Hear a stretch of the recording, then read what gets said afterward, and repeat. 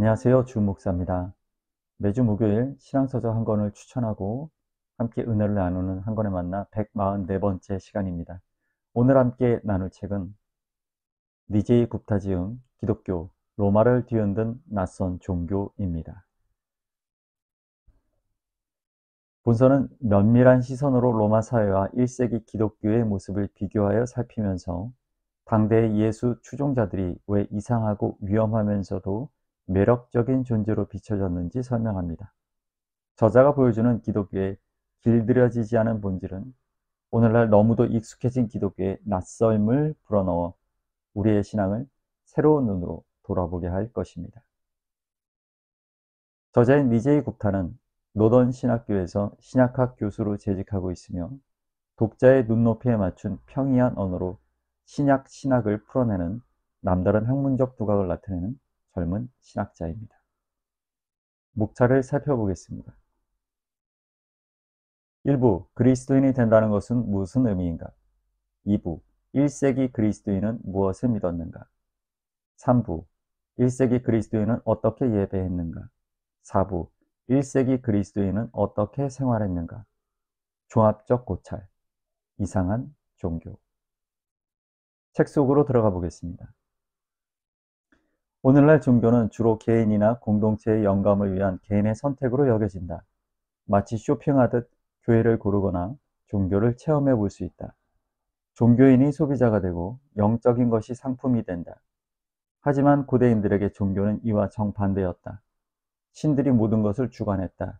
즉 신들은 존경과 영예를 받아 마땅했고 그렇게 하지 않으면 불경건한 자들은 지옥 같은 대가를 치러야 했다. 고대 아테네인이나 에베소인이 개인적 선호를 어떻게 표현했는지는 나중에 설명하겠지만 큰 그림은 이러했다. 종교는 개인, 가족, 도시 그리고 국가의 안녕을 지키기 위해 반드시 수행해야 하는 공동체의 의무였다. 키케로는 신도들이 신들과의 우정이나 개인적 깨달음 또는 더 나은 사람이 되는 방법에 대한 조언을 구하지 않았음을 시인한다. 누가 선한 사람이 되었다고 신들에게 감사를 표한 적이 있던가? 부자가 되고 영예를 얻고 안전해졌기 때문에 감사를 표할 뿐이다. 사람들이 유피테르를 최고이자 최대의 신이라 여긴 것은 그가 인간을 정의롭고 절제하며 현명하게 해 주어서가 아니라 건강하고 안전하며 부유하고 번영하게 해주기 때문이다. 인간은 신들을 두려워했지만 동시에 그들에게서 무언가를 원했다. 모두가 무언가를 원했다. 인생이 잘 풀리지 않는다면 그것은 신들의 불쾌감이나 무관심의 표시였다. 믿음은 기독교가 형성되던 초기에 이 종교만의 독특한 역동성을 나타내는 포괄적인 용어로 자리 잡았으며 예수 그리스도를 통해 경험하는 하나님과의 친밀한 상호관계를 의미했다. 이는 바울이 같은 책에서 먼저 기술한 내용과 상당히 밀접하게 연결된다. 오직 내 안에 그리스도께서 사시는 것이라. 이제 내가 육체 가운데 사는 것은 나를 사랑하사 나를 위하여 자기 자신을 버리신 하나님의 아들을 믿는 믿음 안에서 사는 것이라. 하나님과 함께하는 삶은 예수 그리스도를 통해 살고 경험하는 삶이다. 그리스도인들은 자신들 안에 있는 그리스도의 생명을 통해 하나님과 함께하고 협력하고 경험하고 알고 관계를 맺었으며 이를 믿음이라고 불렀다. 그리스도인들이 신자라는 말을 택한 것은 부분적으로 그들이 예수님을 통한 하나님과의 관계에 집중해 있고 그 관계가 믿음을 중심으로 형성되었기 때문이다.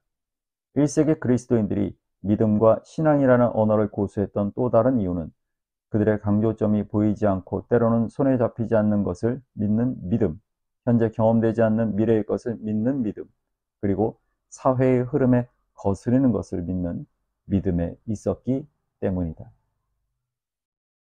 저자는 1세기 그리스도인들이 그들이 살았던 당대의 종교, 문화, 사회적인 상황 속에서 어떻게 그리스도인의 정체성을 세워나갔는지를 상세하게 보여줍니다. 당대 사람들에게 이상하게 보이고 위험하게 인식되기도 했지만 또한 많은 이들에게 매력적으로 보였던 1세기 기독교의 세계로 독자들을 안내하고 있습니다. 1세기 그리스도인들은 신과의 규제를 전통적인 제단과 제사의 영역 밖으로 옮겨 놓았다. 이를 새롭게 재해석하는 주된 방법 중 하나는 그리스도인들이 사용한 가족 언어였다. 하나님은 어디서나 아버지로 불리신다. 그리스도는 하나님의 아들이시다. 신자들은 서로를 형제 자매로 여기며 그들은 모두 거대한 믿음의 가정 안에서 산다. 그러니 가정에서처럼 아버지와 이야기하고 싶다면 그냥 아버지와 이야기하면 된다. 아버지와 소통하기 위해 희생 제사를 드릴 필요가 없다. 마찬가지로 그리스도인들은 제사를 드리지 않고도 하늘 아버지와 연결될 수 있었다. 신약 성경 저자들이 종됨으로써의 예배라는 개념에 집중한 것은 아마도 그들이 예수님께 부여한 퀴리오스, 즉 주라는 호칭 때문일 것이다. 주는 큰 권위와 권능의 호칭이며 인간 퀴리오이에게는 둘로이가 있었다. 종들은 이익이나 대가성 거래를 구하지 않았다. 종들은 주인을 기쁘게 하기 위해 섬겼다. 그리스도인들이 예수님을 주라고 부르는 것은 그들이 그분을 배타적이고 전적으로 섬기기로 작정했음을 의미했다. 하나님이 항상 우리와 함께 계시는 만큼 우리는 항상 하나님을 섬긴다. 따라서 사도들은 자신들을 하나님의 종, 심지어 예수 그리스도의 종이라고 불렀다. 복음 사명에 참여하는 예배. 기독교 예배만의 독특한 세 번째 측면은 복음 사명에 참여하는 것이었다. 고대인들은 대개 자신들에게 종교적 사명이 있다고 생각하지 않았다. 그들에게 경건의 목적은 신들과의 균형을 유지하고 평화를 지키며 호의를 얻는 것이었다. 로마인들은 자신들이 어떤 면에서건 종교적 진보를 추구해야 한다고 여기지 않았다. 목표는 번영이었고 그것은 팍스 데오룸을 통해 달성되었다. 그리스도인들과 대조해보라. 그들은 특별한 메시지와 사역을 전 세계에 전하도록 부름받았다. 바울은 이 복음 사명에 대한 자신의 소명과 참여를 표현하기 위해 예배 언어를 사용한다. 로마서 끝부분에서 그는 자신의 소명에서 영감을 받아 열정과 솔직함으로 편지를 썼다고 고백한다. 바울은 자신의 소명이 이방인을 위하여 그리스도 예수의 일꾼이 되어 하나님의 복음의 제사장 직분을 하게 하사 이방인을 제물로 드리는 것이 성령 안에서 거룩하게 되어 받으실 만하게 하는 것이라고 설명한다. 마치 이방인 신자들이 하나님께 드려지는 제물이고 그들이 순결하고 거룩하도록 보장하는 것이 자신의 임무인 것처럼 제사장 언어를 적용한다. 저자는 1세기 그리스도인들이 가졌던 근본적 신념과 그들의 실천을 탐구해서 후기 기독교 사회를 살아가는 우리가 우리 자신의 신념과 실천을 제고하게 합니다. 그들의 이상함에 대한 저자의 탐구는 오늘날 우리 역시 순종으로 인해 이상하게 보일 수 있는 상황에서도 예수 그리스도를 온전히 따르도록 우리에게 도전하고 있습니다. 성령을 담은 그릇인 그리스도인들은 아직은 완벽하지 않다.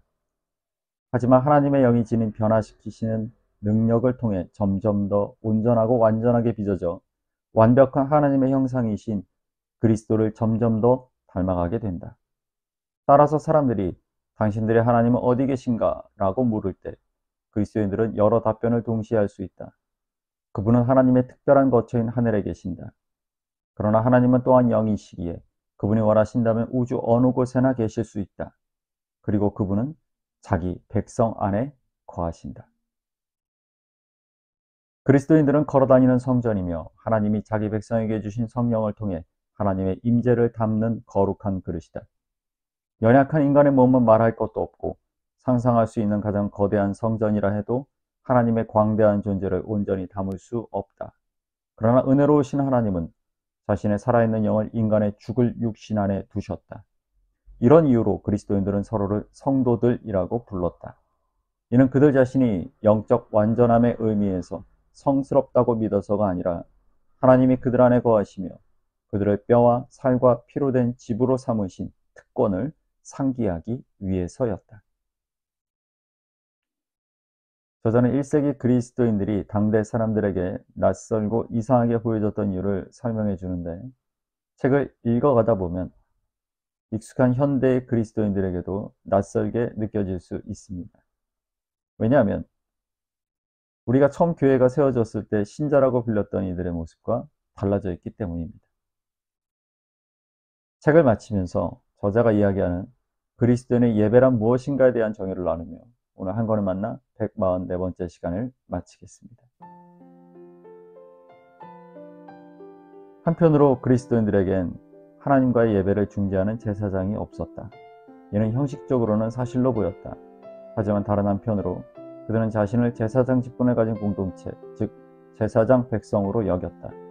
베드로전서에서 그리스도인들은 함께 신령한 집을 이루는 개별적인 돌들이자 예수 그리스도로 말미암아 하나님이 기쁘게 받으실 신령한 제사를 드릴 거룩한 제사장들로 묘사된다. 마찬가지로 요한계시록에서는 하나님을 섬기며 사는 제사장 나라로서의 교회에 대한 비전이 제시된다. 우리가 부르는 기독교의 세례는 신약 성경에서 그 기원과 정확한 목적에 대해 완전히 설명되지 않는다. 우리는 또한 세례가 각 신자를 제사장으로 구별하여 어떠한 중재자나 장벽, 중재자나 복잡한 절차 없이 하나님께 직접 나아갈 수 있게 해주는 의식임을 알 수 있다. 모든 인간 제사장은 자신만의 독립적인 권한으로 섬기는 것이 아니라 예수 그리스도의 유일한 제사장직의 연장선으로서 제사장화 된다는 것이다. 그들은 하늘과 땅을 잇는 살아있는 다리이신 예수님의 유일한 권한을 전달하는 살아있는 통로가 된다. 당신은 당신이 예배하는 것을 닮게 된다. 예배자는 자연스럽게 예배하는 대상의 모습과 특징을 닮아간다. 그리스도인들은 권력이나 지위를 위해서가 아니라 하나님의 형상대로 지음받고 그리스도의 형상으로 새롭게 빚어진 참된 인간이 되기 위해 하나님을 기쁘시게 하고 하나님을 닮아가는 삶을 추구했다.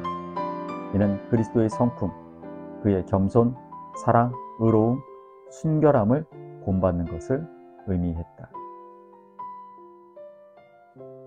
평안한 저녁 되시고요.